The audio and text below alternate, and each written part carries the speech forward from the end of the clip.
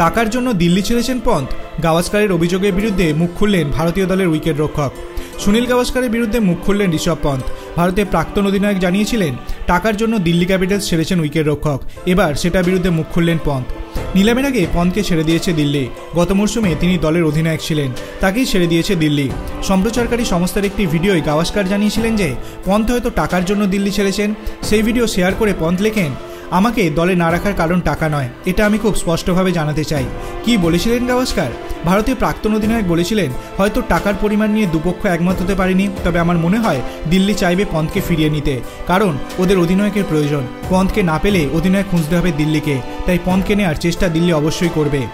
দিল্লি 4 জন ক্রিকেটারকে ধরে রেখেছে। অক্ষর প্যাটেল, কুলদীপ যাদব, ট্রিস্টান স্টাফস এবং অভিষেক পোরেলকে রেখে দিয়েছে তারা। মোট 43 কোটি 75 লক্ষ টাকা খরচ হয়েছে দিল্লির। হাতে আছে 76 কোটি 25 লক্ষ টাকা।